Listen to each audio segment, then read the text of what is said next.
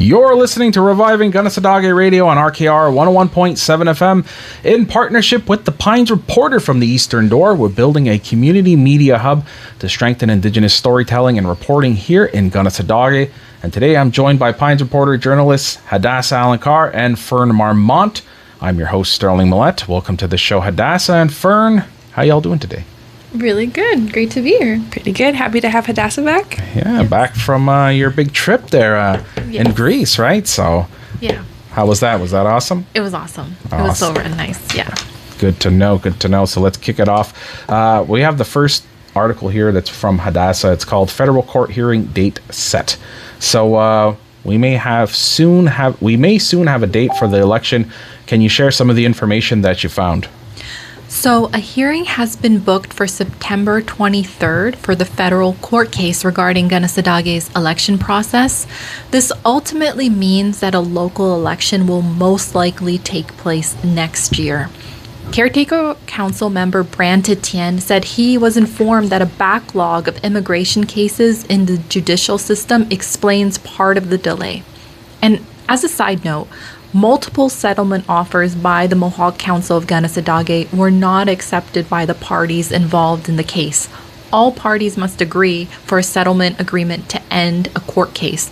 But since there was no agreement by all the parties, the court case will proceed with this hearing in September.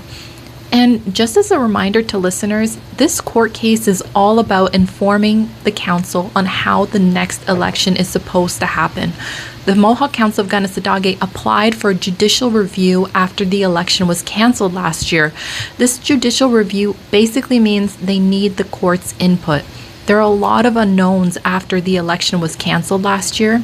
And in an October 7th hearing, the judge expressed that the Caretaker Council does not have the authority to call a new election. So who has the authority to call an election? We don't know yet. That means Kanehsatake must wait for the court to decide. So thank you, Hadassah. We're going to move on now to Fern's. Tilted Towards the Sun. You talked to model Jada Lloyd about modeling and an award-winning dress with friend and designer Aoif Swandell. I'm not sure if I pronounced her first name right, but what was the award for? Yes, so just to clarify that Swandell was the one who won the award. She and the dress won in the fashion category for grade 12 at the Scholastic Art and Writing Awards in the US. I got the opportunity to speak with Lloyd just on what it meant for her to be able to model, present, and kind of be the face of the award-winning dress. Lloyd said that it was a huge privilege to represent the dress, and that she was really grateful that Swandell picked her so many times to model. She also shared with me that because of the intricate design of the dress, sizing issues were sometimes an issue, and that she actually would get poked by the metal poles of the dress and ended up with a bunch of small stab marks. But she said that while there was some ups and downs, overall it was an incredible experience and she hopes to continue modeling.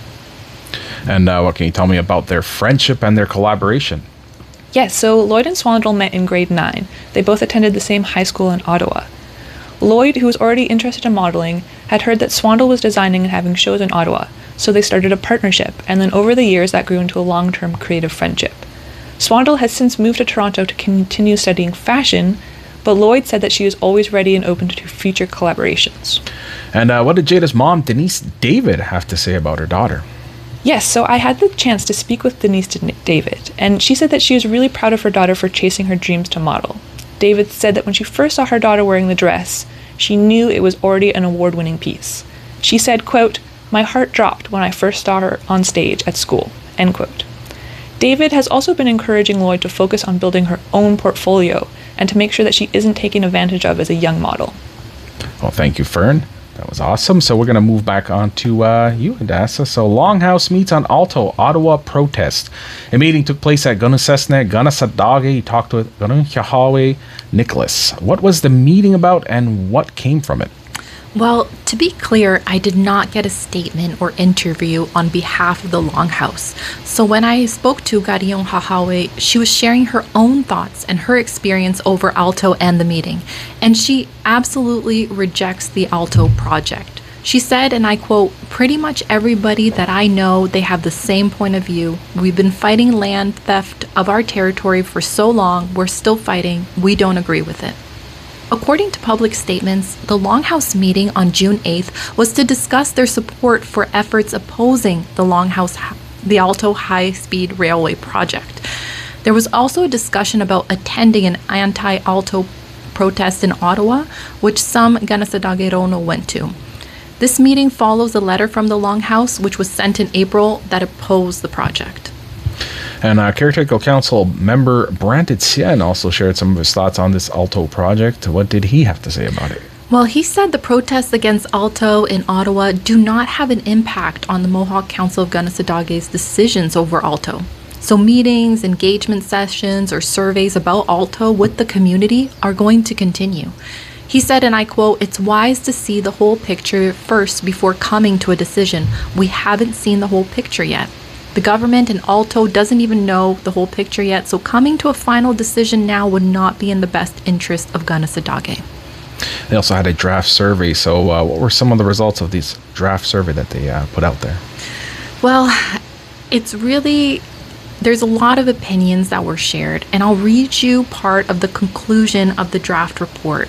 For some, the fundamental question at this stage is not how they can provide input for the project, but whether it should proceed at all within Kanehsatake's traditional territory. For others, there is openness, provided that the project respects jurisdiction, ensures meaningful participation, and delivers long-term benefits. So there are several concerns of wanting to know more. How does this project benefit Kanehsatake? There is also many concerns about how this will affect land claims, cultural and environmental ramifications of the project could bring. A final report of the survey is currently underway. Thanks, Hadassah. So we're going to move back to you, Fern, for your second one here. We got a decade of immersion needed. Radiwanahawi is celebrating 10 years in existence. You talked with Hilda Nicholas, the director of the Language and Culture Center. What did Hilda share with you? Yes, so Nicholas made a really good point that even though the language school is officially 10 years old, language teaching and revitalization has been happening much longer in the community. Officially, the school gained funding in 2016 to hire teachers and staff, and then in September 2016 was when the first cohort started. Since then, the program has grown, particularly recently, with the current cohort being their biggest in the program's history, with 15 language students. Nicholas told me that this September, when everyone returns from summer break, the language program is planning on starting the foundations of a 10-year plan, where hopefully the language program can continue this growth.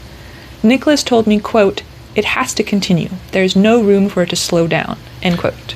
And Watney Dio Will Garreau, who is a teacher at Adiwanahawi, what's his thoughts on the program and what he'd like to see going forward? Yeah, so Goro told me that right now the program seems to be doing really well. He especially highlighted the fact that right now there has been a huge increase in students from the age 20 to 40, which has never been seen before in the program. He said that the language school has never been able to make so many speakers with such a young population of the community, which is really encouraging. His biggest wish for the school is that more young people attend the immersion program. Maybe in the future, students go straight from high school, bringing their enthusiasm and motivation to revitalize the language. Garo also shared with me that he feels fortunate to be part of this bigger story, and that it is much bigger than himself. So thank you, Fern. We're going to move on to our last one now. We're going back to Hadassah now. Pines Ecological Gift Sessions ending soon. So we talked about this story before, but it's an ongoing one here in the community, so perhaps you can just give us a quick rundown of the situation for those who may not be sure of what's going on. Sure. So there is a portion of the Pines Forest that's currently being offered to Kanehsatake as a gift, an ecological gift, to be clear. This ecological gift is a land transfer program offered by the federal government. And whenever land is transferred as an ecological gift, it comes with some strings attached. The land must maintain its quote-unquote biodiversity and environmental heritage, according to a government website. Certain types of development would not be allowed, or it would be restricted in some way, and the land would need to be protected. This land is being transferred by real estate developer Gwegoire Golin, and this deal has been in the works since 2019. Ongoing court cases have delayed the ecological gift land transfer deal from moving forward in the past, but now there are hopes that it could continue moving forward as some cases may be coming to a resolve. And why does the Band Council want a third-party organization, Eco Corridors Laurentians, involved with this transfer? Well, there are a few reasons. Unfortunately, under the Ecological Gifts Land Transfer Program, the land would not be added to Kanehsatake's land base. This means the land would be like in addition to Kanehsatake, but not legally considered Kanehsatake territory in the same way the rest of the territory is that we're on right now. So what are the consequences of that? The first is that it makes the land vulnerable to seizure from people trying to collect debt from Kanehsatake. This is a real threat to the community, as I explained in the article. The next is illegal developments or land grabbing, as we see in Kanehsatake. This organization, Eco Corridor Laurentien, they are an ecological protection nonprofit organization.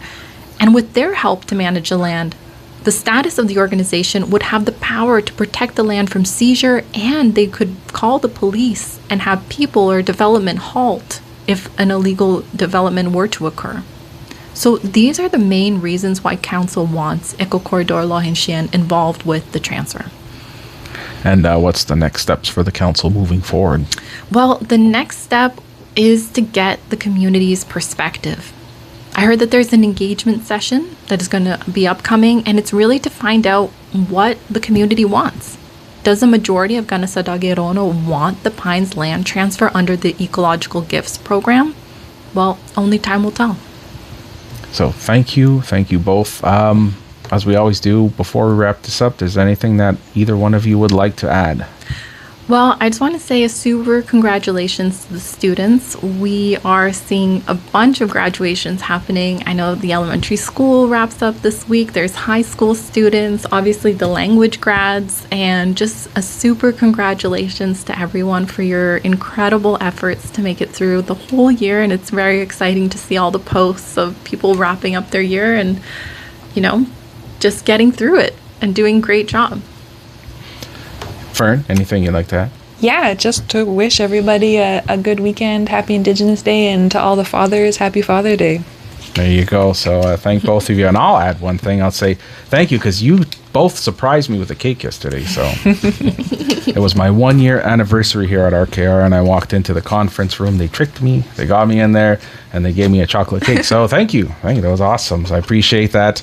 It's good to know that people care, right? So you're appreciated, Sterling. There you go. Thank you so much. That was a conversation with the Pines Reporter journalists Hadass Alankar and Fern Marmont from the Eastern Door. It's all part of our collaboration with Reviving Kanehsatake Radio to grow Indigenous media and community reporting here in Kanehsatake. For more local stories and updates, stay tuned here on RKR 101.7 FM and go grab yourself a copy of the Eastern Door, which has the Pines Reporter in it. So you can go get that at easterndoor.com and subscribe online, or you can go get it at a local vendor here. Bayside has it. So does Little Tree Gas, and I believe Mohawk Gas Bar as well, and a lot of other places have it. So go pick up yourself a copy and stay tuned here on RKR 101.7 FM.